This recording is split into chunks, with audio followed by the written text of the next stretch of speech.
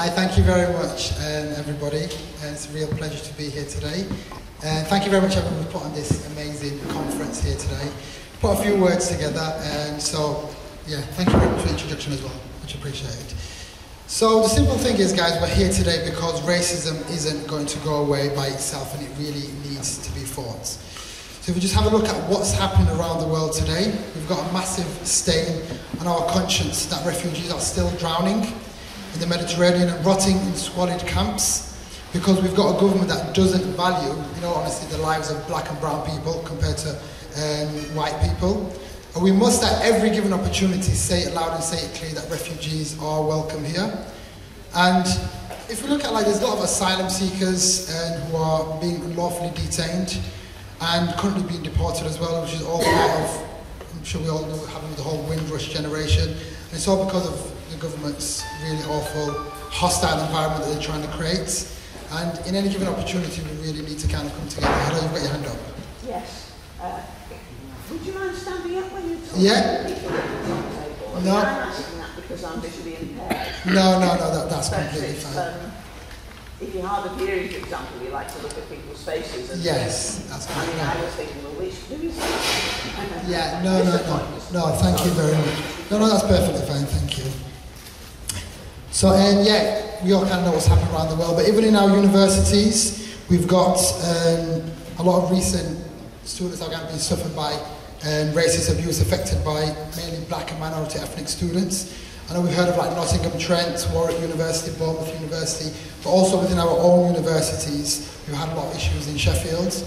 And yeah, in reality, I know it's kind of we keep banging on about racism, but I kind of can't help but think we really shouldn't be surprised by racism existing, especially within our universities and elsewhere in 2018, as it lives in all honesty with every corner of our society. And we must translate that into action by addressing and taking on the structures that have allowed this racism to exist at all. And let's not forget, it was only 3 years ago where Mohsin Ahmed, an 83-year-old gentleman who lived in Rotherham, got brutally murdered purely because, on his way to mosque, purely because of his faith and that he was Muslim. So we really don't need to think or look far away to see racism happening on our doorstep. But we must always, always, always equate racism, anti-Semitism and Islamophobia, as they are all fruits of the same tree of hate. A movement is built by leaders. So a movement is not built by leaders, it's built by people like yourselves here today. And one of the reasons we managed to smash the BNP is because we did it together in a united way, and that's what we need to understand. Whether you're black, white, Jewish, Muslim, part of the LGBT plus community, whether you're young or old, and as cliche as it really does sound, we really need to get together, and that's the only way we're going to be able to stop these, by just coming together and uniting.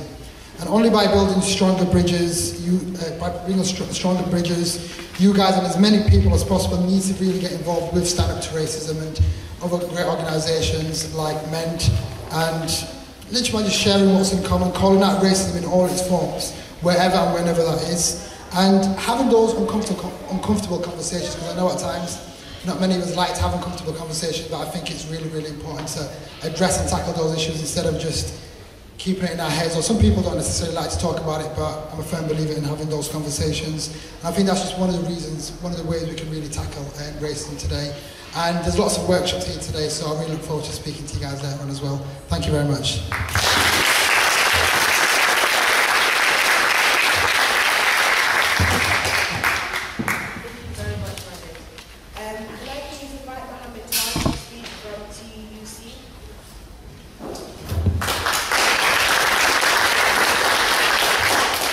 Chair, thanks very much indeed for the invitation. And there's lots of people there. I always ask me the question, why do migrants come to England? And I can tell you why we come to England. We love it here. Just look at the welcome we had today. The rain. And it's the rain that actually brought us here. And that's what we love it, we enjoy it. Because we come parts from India, Bangladesh, Africa, where it rains all the time, all the year round. And then, of course, it's sunny all the time as well by here. And I'm obviously from Bradford, and we call Bradford sunny Bradford. And some people sometimes ask me, why do you call it sunny Bradford? He says, Well, it never stops raining.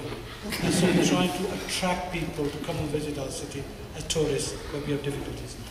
Chair, you asked to talk about some of the issues that you mentioned went through. And then the fundamental question is that how we are going to deal with it.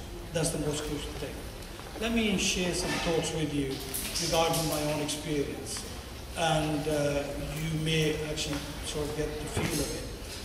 Because when I look around the room, a large number of you are, kind of whippersnapper guys and ladies who are very young compared to myself. I'm 66 this year, and I came to Britain at the age of 14 in 1966. When I came, and we're talking about the Windrush children, I was one of those children that came here. I had my brother, my sister, and they were actually endorsed on my mother's passport. I had my own passport.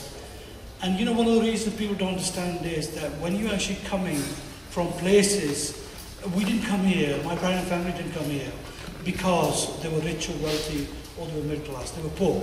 They could hardly afford the actual airfare to get here.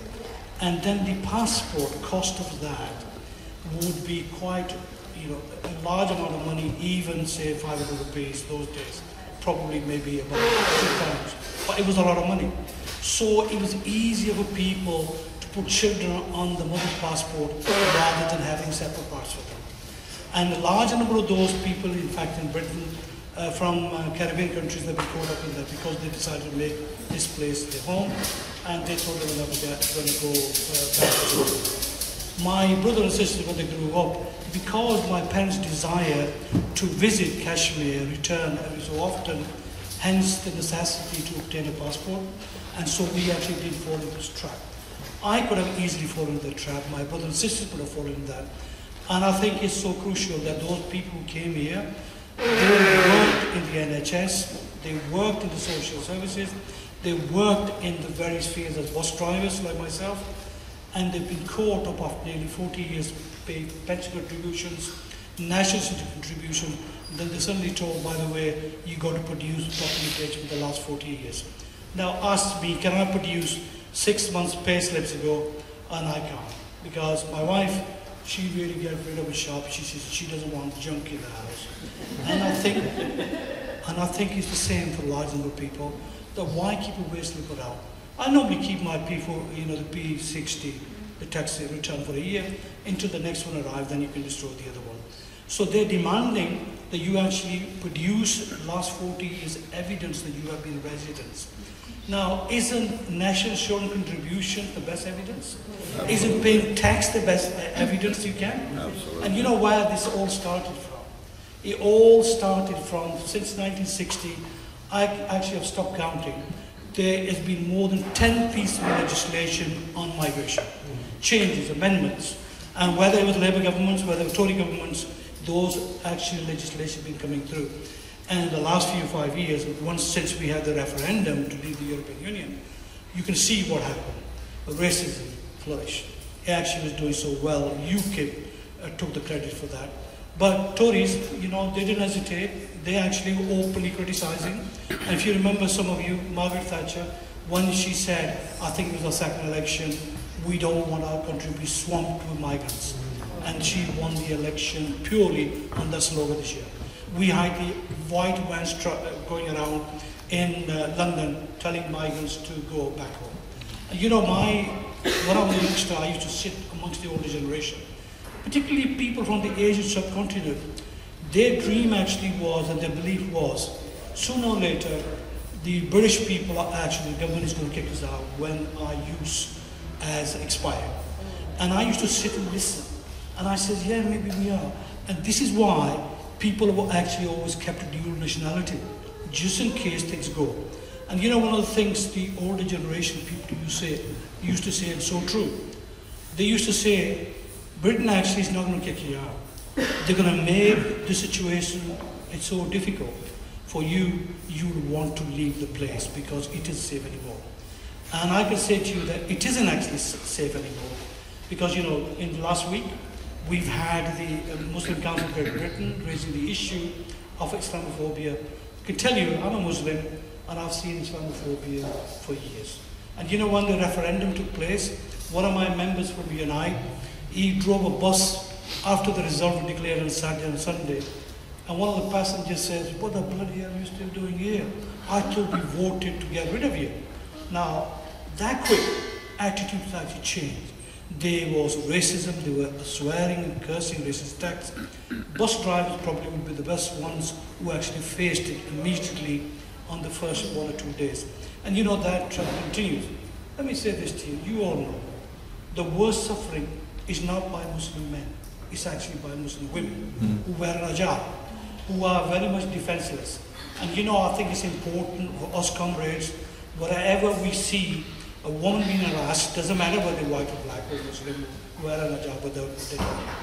I have a daughter-in-law who wears a hijab by choice. My wife doesn't. My daughter doesn't. She loves to wear a skirt. She says, well, it's my choice.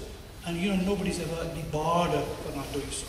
And so therefore, you know, this idea, women actually are forced into wearing a hijab, I can honestly tell you, it's not true. Because I believe, and always that, and the days of the miniskirt, I used to say, well, you know, if I have a right to wear flared trousers, 18-inch ones, some of you probably and women have the right to wear a miniskirt because there was criticism. There used to be offensive language used. You know, if you believe in equality, if you fully believe in fairness, you've got to believe that you've got to fight against anti-Semitism, you've got to fight against homophobia, and you've got to fight against Islamophobia. And yet, since the announcement was made by MCB, have you heard a single figure in the Tory party make a response? How they're going to deal with it? No, they haven't. And that has been the problem. Stephen Lawrence, when he was murdered, was killed. I was on the TUC restless for 25 years, and we actually worked with Doreen and the Stephen Lawrence campaign over the years. And we saw that. And when the riots took place in Bradford, I actually witnessed those, and I was a commissioner on the riots for about 14 months, so I gave evidence when the Stephen Lawrence, the team came to Bradford to take the evidence. It's institutional racism that continues to flourish and is getting covered up. And I think we need to make sure that we stand up, and we have to make sure that we actually don't vacate the streets. When we get the likes of EDL, likes of Tommy Robinson, likes of the football hooligans, I call them, turning up in Manchester or Leeds. You know, I live in Leeds, and I actually have been pretty close to the case that's going on. And the reason I'm very close to it is because I wanted to find out exactly what was happening. Tommy Robinson, what he did actually was try to get those guys acquitted. That's what he did. You know, we believe in the fundamental right for people to be judged by the jury. They were being judged, and he went out there, went to the social media, and then he goes on the social media and says, what have I done wrong? I tell you what he's done. He's broken the law.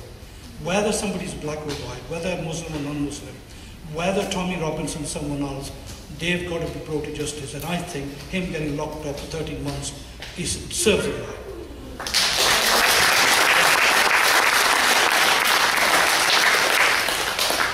And you know, all this hasn't happened overnight. We've seen the situation in America, Donald Trump, racism. And you know now, when these fascists and the racists turn up on the streets, they're getting more and more confident. I remember my days when National Front used to march at Bradford in 1970, 75 and 80. And you know, we never vacated the streets for them. Every time they turned up, we turned up double the force. And you remember the Bradford 12 case, which was people were accused of making bombs and they eventually were acquitted because they actually went out, prepared bombs, petrol bombs, because they said we're gonna defend our communities. And that's exactly what they did. They never used them, but they were found, they were acquitted. Now, in terms of how we're gonna the issue, because the time is running short, how are we gonna actually deal with it? I tell you, the way we done it in the 60s, in the 70s, 80s. There used to be a slogan, black and white unite, and I think that's what's required. We got to continue to work together. The trade union movement, in fact, has been one of the biggest funders, campaigners, supporters of anti-racist campaigns. And I think it's important that we keep those organizations on board to work with so we can campaign against those racist campaigns and the the anti-fascist people who actually are marching against us. So, Chair, I think my time is up because the tendency is at trade union conferences we get carried away. So I'm so glad you reminded me and said, look, it's nearly time up. Colleagues, comrades, thank you so much for attending the conference. Keep up the good work. Don't forget the streets. Good luck.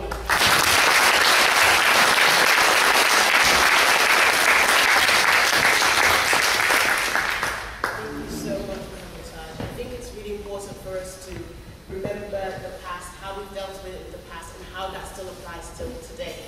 Because whilst racism happened then, racism is happening now. You can't say that in the 60s they did this, it's not relevant now, but it is relevant now. We must do what we did in the 60s and the 70s, and it will apply, just like it was effective then, it will be effective now. So thank you very much for that. Can I please invite Paul Scarra, speaking on his personal capacity from Healy Labour Party.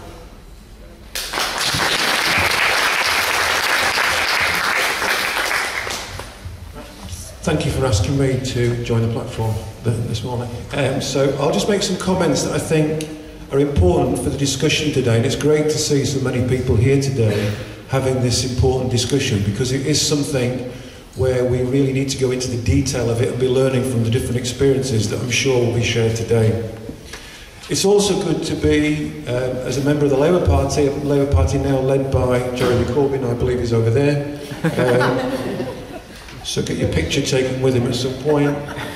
A Labour Party of over 500,000 people. A Labour Party who, when the leader was elected, his first thing to do was not to get the plaudits of the media, was to go and speak at a rally in support of refugees. That was a breath of fresh air.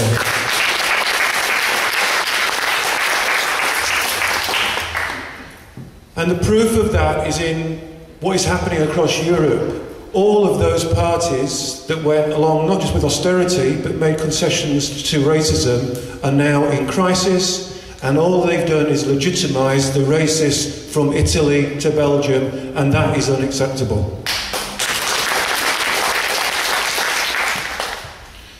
And locally, certainly my constituency is affiliated to UAF, which I'm the secretary, and it's good to see now, along with rallies and demonstrations and protests that have taken place in this city, that the Labour Party and Labour Party members, many of whom are here today, are at the centre of those, and again, it's something we can celebrate and develop and build upon.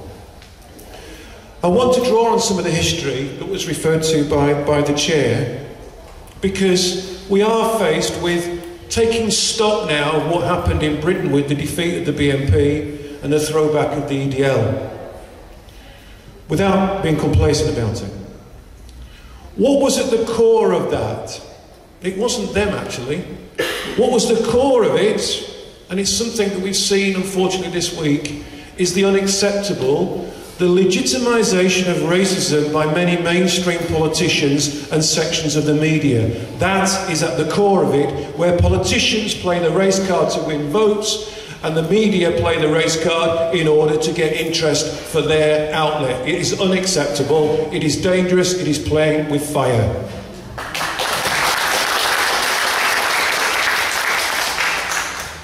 And picking up earlier again what was said, one of the things that experienced certainly in Sheffield in 2018, we had the unfortunate experience of the EDL coming to Sheffield twice in a week.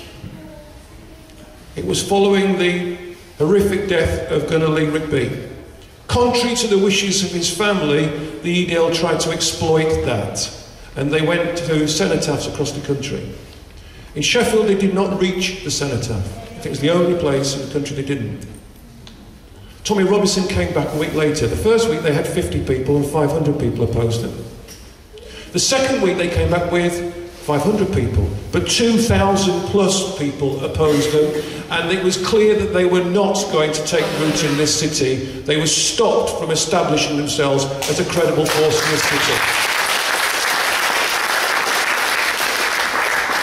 And it was that unity. The Labour Party was there on the day, the leader of the council was there. People spoke up in the week and took sides. They took the right side. They said, you have to be there, you have to stand up to racism, you have to do it publicly, not privately. And that was what made the difference in that week when we moved from 500 people to 2,000 plus. That's what you have to do every time they appear. And that battle was fought out in the media. And what it did is it galvanised all sorts of other people who privately may have said all sorts of things, but they were encouraged to say things publicly. There's been another debate in the last few years, and it's connected to the previous one. Because again, Sheffield stood out. There was never a BNP councillor in this city. They didn't even get close to getting a councillor. That was not an accident, it was not chance. It was because people campaigned against that, week in and week out. People united against that, and those forces, the BNP, came up against a brick wall, and it was multicultural unity in this city, for which tens of thousands of people are involved in doing that month in and month out, and the whole city unites against those people who want to divide it. That is a proud achievement in this city, that they didn't even come close to winning a councillor. We also saw UKIP defeated locally in the recent election. And again, let's remember the debate that took place on this. And certainly it's been defeated by the election of Jeremy Corbyn on the back of hundreds of thousands of people supporting him. People said that the way you stop UKIP is by meeting it halfway, by appeasing it, by making concessions to its agenda, because they're raising legitimate issues. The BNP, the EDL, UKIP do not, for 1 second of one day, raise any legitimate issues. They use racism to divide people. There is no appeasement of that. Along with that, we should be positive though, because we don't let other people set the agenda. We set the agenda, we celebrate that multicultural unity. Next week, One Sheffield Many Cultures will be having its 7th festival with children from across the city, from all sorts of walks of life and communities, and other speakers and so on, celebrating that multicultural unity. That event will be opened by the Lord Mayor. I urge you to come to that. It's Barker's Pool next week, 11 o'clock till 3, weather permitting. I'm sure you'll be there, whatever the weather. Good. So again, we need those positive examples because we need to win hearts and minds. Not by what we're just against, but what we're in favour of. And those, I'll just conclude, Chair. We've had some very important battles in South Yorkshire and across the country. We still need to win some of these because whilst the fascists are on the back foot, the racism unfortunately isn't. The nature of fascism is like a virus, it mutates. It will try and reinvent itself, either whether it's the Football Lads Alliance or something else, in order to come back. We need to win these debates, and these are part of the day on freedom of movement. Migrants do not cause unemployment. Migration is a net benefit for the economy. Without it, this country would be that much poorer, not just economically, but politically and culturally and socially.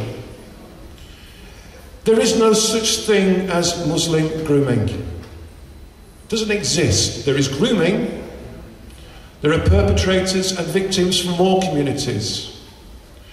As soon as you racialise the topic, you're doing the victims a disservice, but you're also introducing race into something where it has no place. We're very clear, and the campaign in Rotherham has been great on this, and other places in the country as well.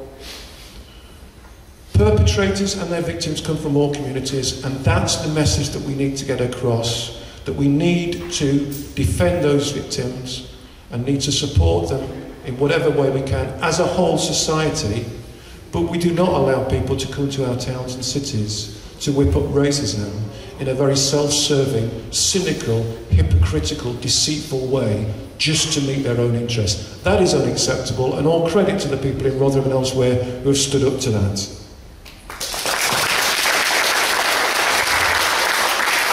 And as for earlier comments, this is a basic question of rights and liberties. We should not be having to have the discussion in 2018 that women can choose what they want to wear. It's a disgrace, it's just an obscenity that we even have to go there and have that debate.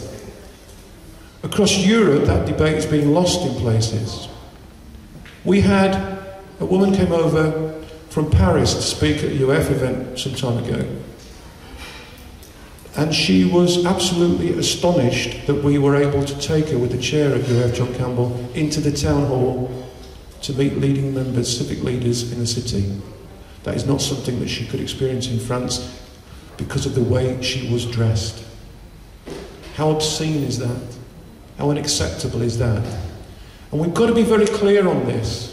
We have to stand up to these things because otherwise we're faced with a very simple situation. Today's unacceptable becomes tomorrow's norm. There is no end to it. But we do know that there is an end to it. It ends in people dying, either in their dozens, their hundreds, their tens of thousands, or their millions. And that's why we have a duty and a responsibility.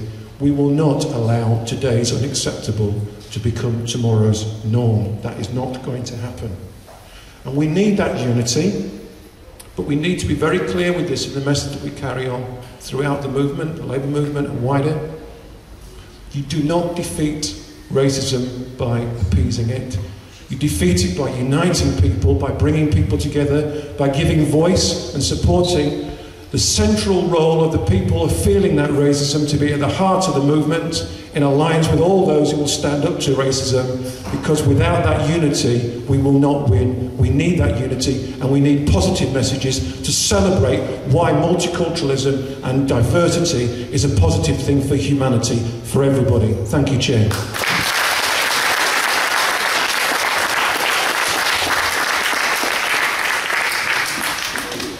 Thank you very much, Paul Starrett. Can we just have another round of applause?